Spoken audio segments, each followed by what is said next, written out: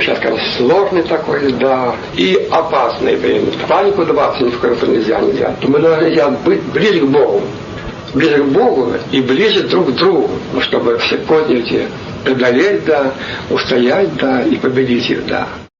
В самые тяжелые времена будет спасаться тот, кто станет подвязаться в молитве Иисусовой, восходя от частого призывания имени Божия к молитве непрестанной. Преподобный старец Серафим Вырицкий. Во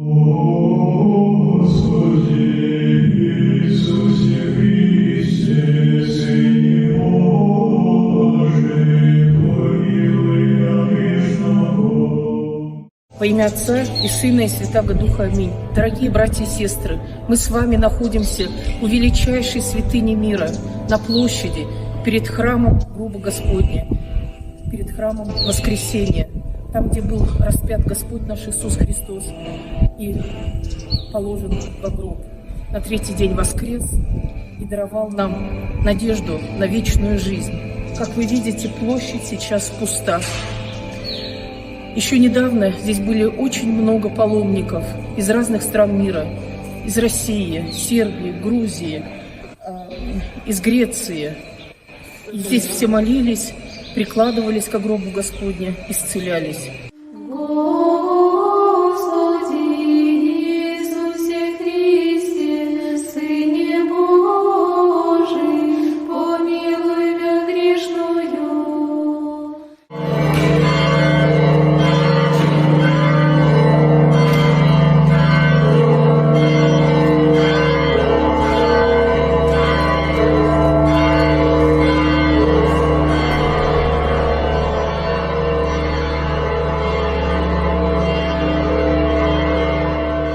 Мы находимся с вами у величайшей святыни мира.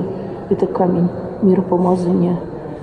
Это то место, на которое был положен наш Господь Иисус Христос, снятый с креста праведным Иосифом Аримафейским и святым Никодимом. Здесь он был обвит в плащаницу и помазан миром. Наступает скоро Страстная Седмица. Храм пустой, такого никогда не было. У нас величайшая скорбь, горе для всего человечества. Те события, которые скоро произойдут, они повлияют на всю нашу дальнейшую жизнь. Поэтому, дорогие мои, хотелось бы вас попросить о молитве за всех, за нас, чтобы мы могли своей молитвой Иисусовой расточить все козни вражьи.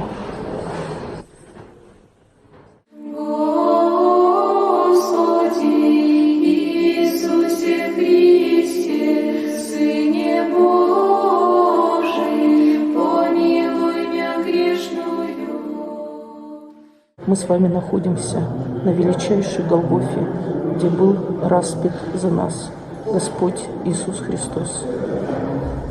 Повторяя 33 раза молитву, вы вспоминаете о той жертве, которую принес за нас Господь. С раннего утра, каждые 3 часа в этой молитве мы у Господа просим милости. Но знайте, что от такой молитвы горит сатана, горят его дела, горят бесы и их чары.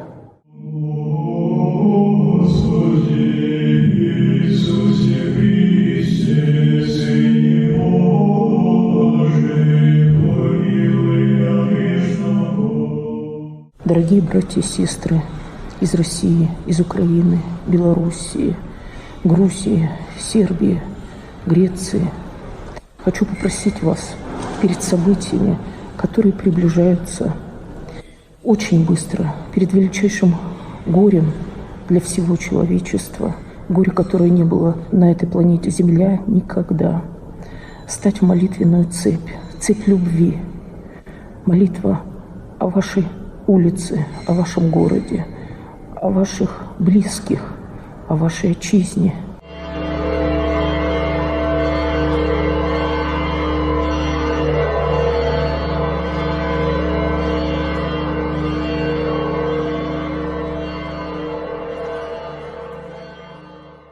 Вставайте, все православные, на молитву, на ту молитву, которую Господь хочет слышать от нас. Молитва называется Иисусова: «Господи Иисусе Христе, Сыне Божий, помилуй меня грешную». Эта молитва поможет разрушить все козни врага во всех странах мира. Нужно присоединиться всем православным к этой молитве и читать ее каждые 3 часа по 33 раза в память земной жизни Спасителя нашего Иисуса Христа, начиная с 6 утра, 9 утра, 12 дня, 15 дня, 18 вечера, 21 час вечера и в 12 ночи. И когда мы сольемся все единой молитвой, как одна свеча, все православные, то тогда козни всевражьи, сам дьявол будет просто гореть от нашей молитвы, и он ничего не сможет сделать.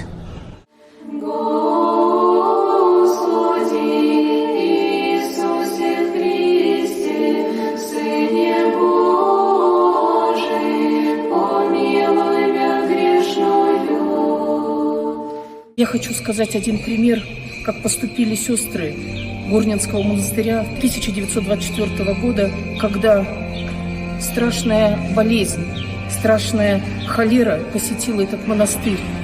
И сестры, невзирая ни на что, они встали на молитву и прочитали 12 акафистов Божией Матери, Казанской иконы Божией Матери, чудотворной иконе.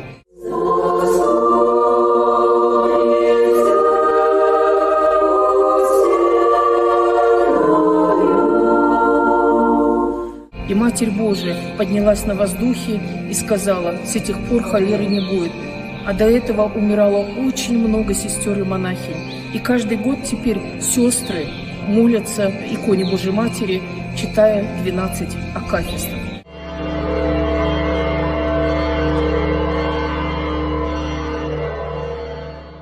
Мы находимся в величайшей, великой святыне мира, христианского мира. Это Кувуклия, гроба Господня. В Великую Субботу из этой прямо Кувуклии исходит благодатный огонь. Но, к сожалению, сейчас в этом году не удастся побывать паломникам на Святой Земле именно во время сошествия Святого Огня. Возможно, здесь будет с каждой конфессии по 10 человек при закрытых дверях. Мы еще этого не знаем. Но сейчас гроб Господень, величайшая святыня мира, пустой. И только молитвы монахов, которые здесь молятся, находятся, они, конечно, молятся за весь мир. Давайте присоединимся тоже молитвой вместе, сделаем одну такую молитвенную цепь. Господи Иисусе Христе, Сыне Божий, помилуй меня грешного.